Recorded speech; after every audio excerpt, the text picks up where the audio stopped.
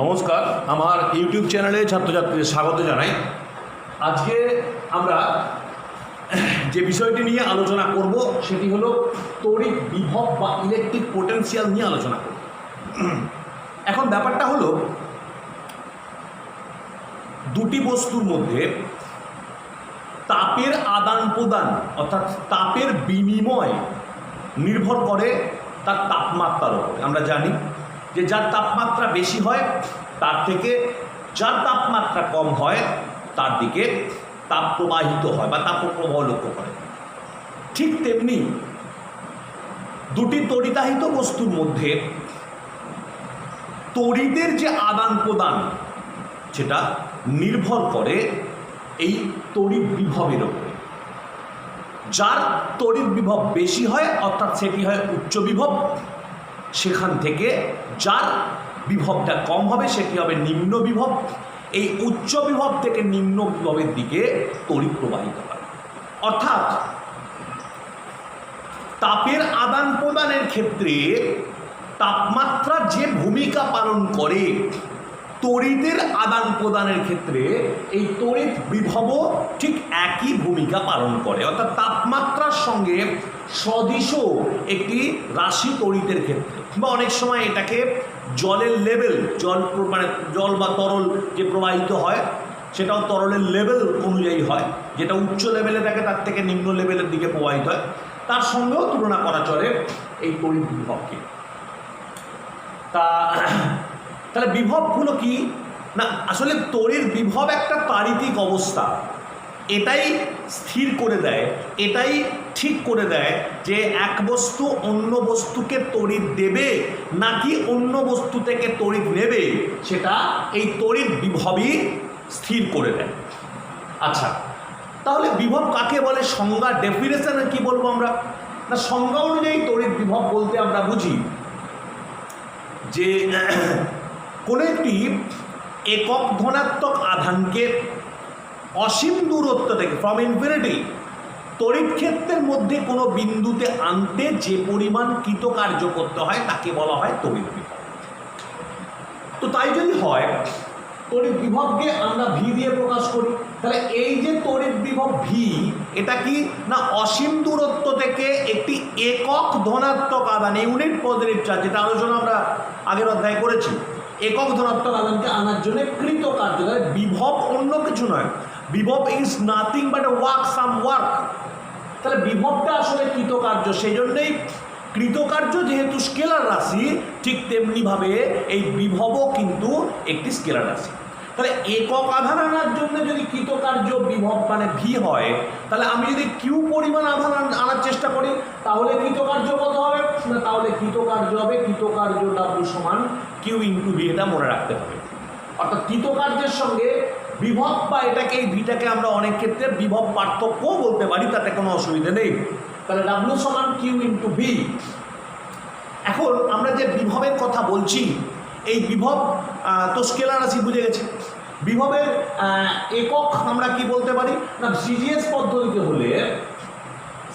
পদ্ধতিতে হলে বিভবের একক হচ্ছে কি না, বিভবের একক ইএসইউ বলতে পারি অথবা স্ট্যাট ভোল্ট বলতে পারি। হ্যাঁ, বিভবের একক। আর এসআই পদ্ধতিতে বিভবের একক হলো ভোল্ট। এখন একটু দেখি আমরা এই যে সিজিএস ও এসআই এর বিভবের এককগুলোকে আমরা পেয়েছি, এদের মধ্যে পারস্পরিক সম্পর্ক নির্ণয় করার চেষ্টা করি। এখন দেখা যাক যে ডাব্লু সমান কিউ ইন্টু ভি, তাহলে এখান থেকে আমরা পাচ্ছি ভি সমান ডাব্লু বাই কিউ। এটা লিখতে পারি, নিশ্চয়ই কোনো অসুবিধা নেই। এসআই পদ্ধতিতে একক দিয়ে এই সূত্রটাকে যদি প্রতিস্থাপন করি তাহলে আমরা বলতে পারবো যে 1 ভোল্ট সমান 1 জুল বাই 1 কুলম। অর্থাৎ 1 কুলম আধানকে যদি অসীম দূরত্ব থেকে আনতে তার কৃতকার্য পরিমাণ 1 জুল হয়, তাহলে তার বিভবটাকে আমরা 1 ভোল্ট বলব। এটাকে যদি সিজিএস পদ্ধতিতে ট্রান্সফার করতে চাই তাহলে কি পাবো না, 1 জুল সমান আমরা পাবো 10⁻⁷ আর্ক, আর 1 কুলম মানে 3 × 10⁻৯ এত ইএসইউ। তাহলে এটাকে যদি কাটাকাটি করি তাহলে 10 স্কোয়ার আসবে, তার মানে 1/300 এত ইএসইউ। তার মানে 1 ভোল্ট সমান আমরা লিখতে পারবো যে 1 ভোল্ট সমান 1/300 ইএসইউ। ঠিক আছে, বা এটাকে আমরা ঘুরিয়েও লিখতে পারি যে 1 ইএসইউ সমান 300 ভোল্ট হচ্ছে। আচ্ছা, তাহলে এই হলো ইএসইউ আর ভোল্টের মধ্যে পারস্পরিক সম্পর্ক। আমরা যদি এর বিভবের মাত্রা বের করার চেষ্টা করি, সহজেই এখান থেকে মাত্রাও আমরা বের করে নিতে পারবো। কি করে মাত্রা বের করতে পারবো? না, মাত্রা বের করতে পারবো, দেখো তাহলে ভি সমান W/Q।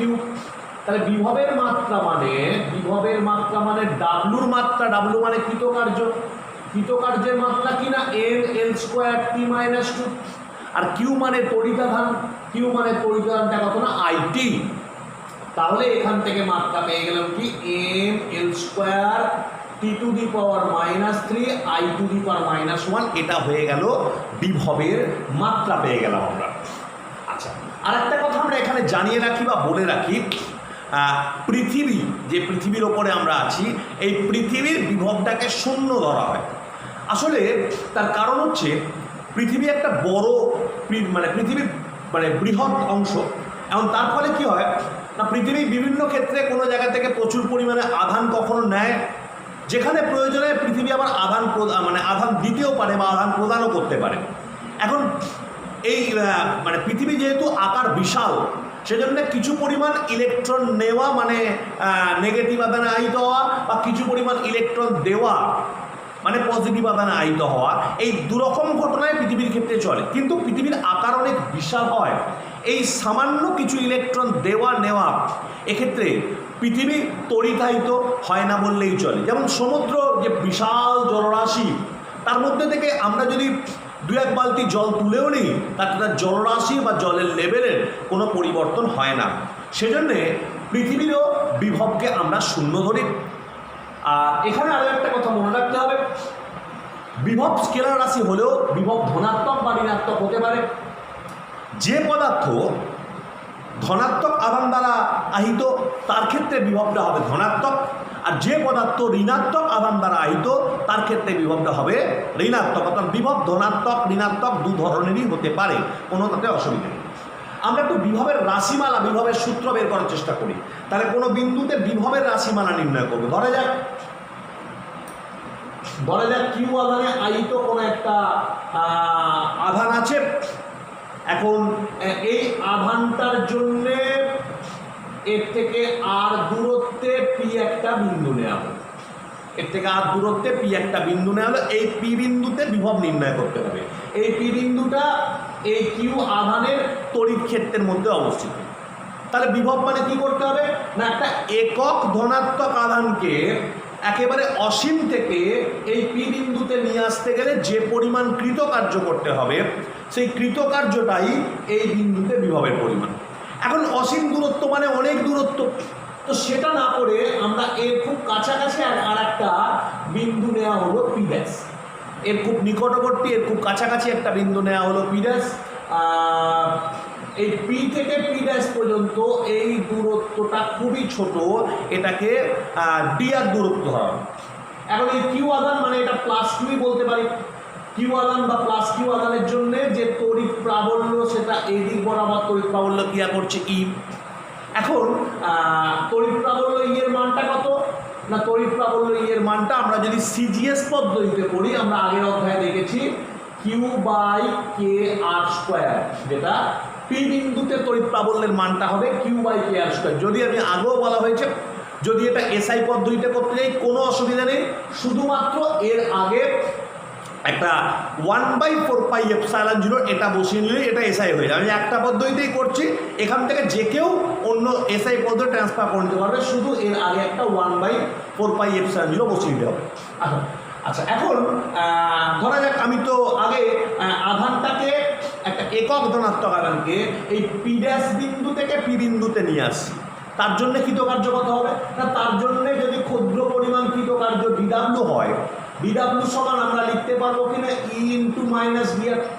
কেন মাইনাস ডিআর হলো কেন না, মাইনাস হয়ে এ কারণেই তড়িৎ ক্ষেত্রটা ক্রিয়া করছে এই বরাবর, তড়িৎ ক্ষেত্র এই ক্রিয়া করছে এই বরাবর, আর আমি আধানটাকে তার বিপরীত দিকে নিয়ে গেছি, পি ড্যাশ থেকে পি বিন্দুতে নিয়ে গেছি, সেজন্যে বিপরীত দিকে হওয়ার জন্য এখানে মাইনাস চিহ্ন কার্য করেছে।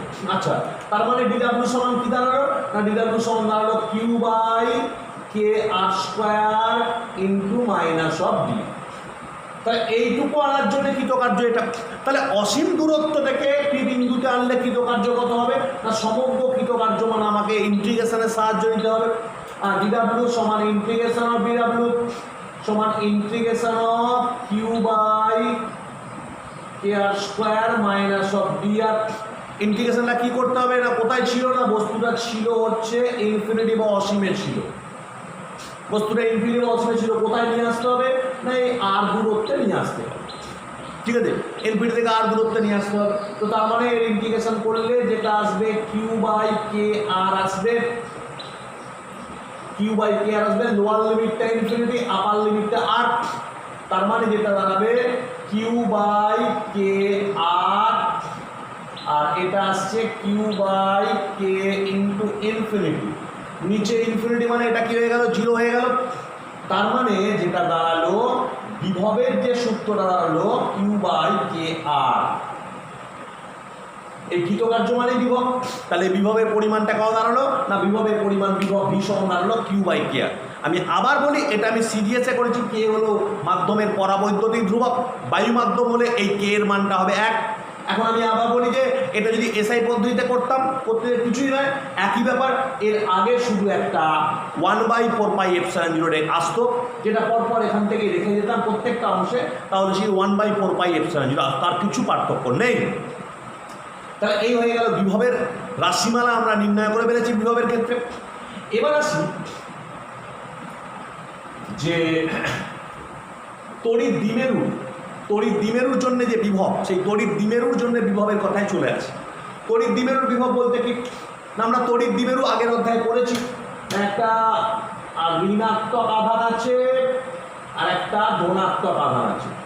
তো এদের মাঝের যে টোটাল ডিস্টেন্সটা সেটা এল, আর এল মানে হচ্ছে টোটাল ডিস্টেন্সটা 12। এটাকে এ বিন্দু ধরে নিলাম, এটাকে বি বিন্দু ধরে নিলাম। ধরা যাক এই যে দ্বিমেরু, এর অক্ষের ওপরে আরো একটা বিন্দু নেওয়া হলো পি, দ্বিমেরুর অক্ষের ওপরে আরো একটা বিন্দু নিয়েছি পি। এখন এই পি বিন্দুতে এই আধানদ্বয় মানে এই সমগ্র সংস্থা, মানে যেটাকে আমরা তড়িৎ দ্বিমেরু বা ইলেকট্রিক ডাইপোল বলছি, এর জন্যে মানে এই সিস্টেমটার জন্যে এই পি বিন্দুতে তড়িৎ দ্বিমেরু নির্ণয় করতে, দ্বিমেরু মানে তড়িৎ পি বিন্দুতে তড়িৎ বিভব নির্ণয় করতে হবে। এখন আমি ধরে নিচ্ছি এই দ্বিমেরুটার কেন্দ্রবিন্দু যে ও, এই দ্বিমেরুটার কেন্দ্রবিন্দু ও থেকে এই পি বিন্দু পর্যন্ত এই দূরত্বটা আর। ঠিক আছে, তাহলে এই দূরত্বটা যদি আর হয়, তাহলে বি বিন্দু যে আধানটা রয়েছে, বি বিন্দু আধানের জন্য পি বিন্দুতে তড়িৎ বিভব কত হবে, বি বিন্দু আধানের জন্য, বি বিন্দু আধানের জন্য তড়িৎ বিভব কত হবে না, বিভবটা হবে plus q by k into এটা হবে আর মাইনাস এল, কারণ এখান থেকে এ পর্যন্ত আর এইটুকুটা এল, তাহলে ওটা বিয়োগ করলে এটা বাকিটা কত হবে আর মাইনাস এল। আবারও বলি, এটা এসআই করতে গেলে শুধুমাত্র এর আগে একটা 1/4πε0 বসে দিলেই চলবে। এবারে যদি বলি তাহলে এ বিন্দুতে যে আধান আছে মাইনাস কিউ, তার জন্য পি বিন্দুতে তড়িৎ বিভব কত হবে না, সেটাকে আমি ভি2 ধরলাম। ভি2 ধরুন কত হবে minus q by k into এটা হয়ে যাবে আর প্লাস এল, কারণ এখান থেকে এ পর্যন্ত এল আর এই এখান থেকে এ পর্যন্ত আর, এইটুকু দূরত্বটা এল, তাহলে হয়ে গেল আর প্লাস এল। আর বিভব যেহেতু স্কেলার রাশি, তাহলে বিভবকে আমরা সরাসরি যোগ করতে পারবো। তাহলে মোট বিভব ভি সমান কত হবে না, মোট বিভব ভি সমান হবে v one plus v two. V one plus v two মানে কত হবে না, ভি1 প্লাস ভি2 হবে q by k into r minus l, আর q by k into r plus l. তার মানে কিউ বাই কেটাকে আমরা কমন নিয়ে নিলাম, তার মানে এটা হয়ে গেল আর মাইনাস এল, এটা হয়ে গেল আর প্লাস এল।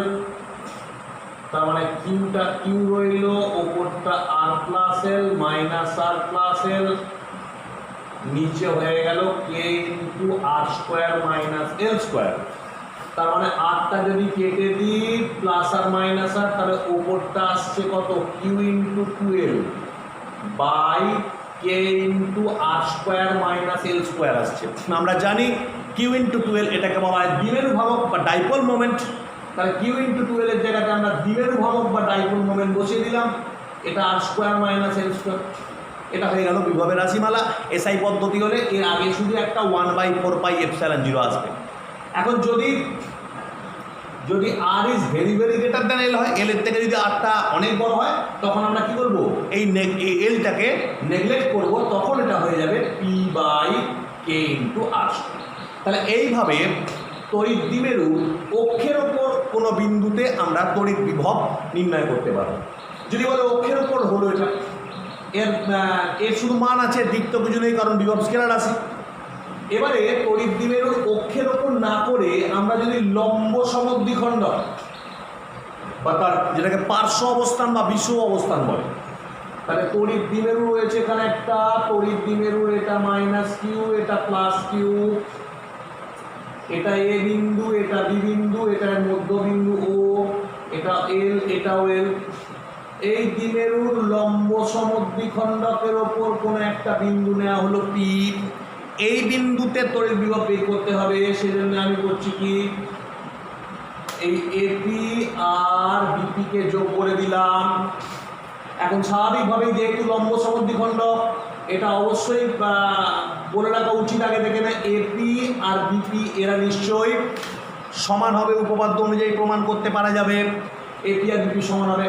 তাহলে এক এক করে করলে খুব সহজে পাবো। তাহলে বি বিন্দুতে যে প্লাস কিউ আধান আছে, তার জন্য পি বিন্দুতে বিভব কত হবে না, সেটাকে আমি যদি ভি1 ধরি, ভি1 সমান plus q by k into দূরত্বটা হবে বিপি।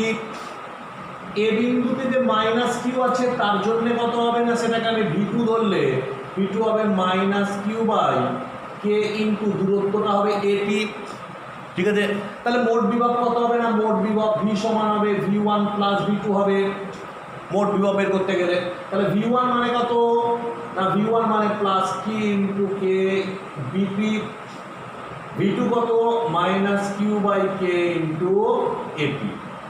তাহলে দুটো যেহেতু এপি আর বিপি সমান আগেই উল্লেখ করা হয়ে গেছে, পূর্বে উল্লেখ করা হয়ে গেছে, তাহলে মোট বিভবটা কত হবে, 0। অর্থাৎ তড়িৎ দ্বিমেরুর লম্ব সমদ্বিখণ্ডকের ওপরে যে কোনো বিন্দুতে তড়িৎ বিভব সর্বদা 0 হবে। এবার আসি যে কোনো বিন্দুর কথায়। তাহলে লম্ব সমদ্বিখণ্ডক হলো, এর আগে আমরা অক্ষের কথা বলেছি। এবারে যে কোনো বিন্দুর কথায় আসি। তাহলে যে কোনো বিন্দুর ক্ষেত্রে কি ঘটবে না, একটা তড়িৎ দ্বিমেরুকে আমি আঁকি।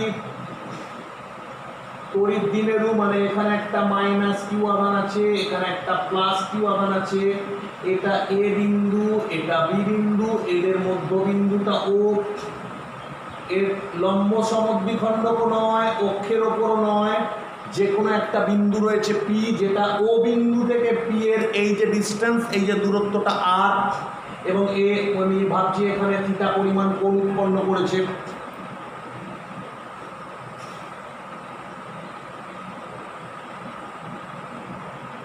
তাহলে এপি আর বিপি কে আমি যোগ করে নিচ্ছি দূরত্বটা পাওয়ার জন্য। আচ্ছা, এখান থেকে আমরা এই দূরত্বটা একটু বের করে নিতে হবে। আর এটা তো এটাও এল বোঝাই যাচ্ছে, কারণ এটা দ্বিমেরু, তড়িৎ দ্বিমেরু আর কি। আচ্ছা, তো বি থেকে পি এর দূরত্বটা বের করার জন্য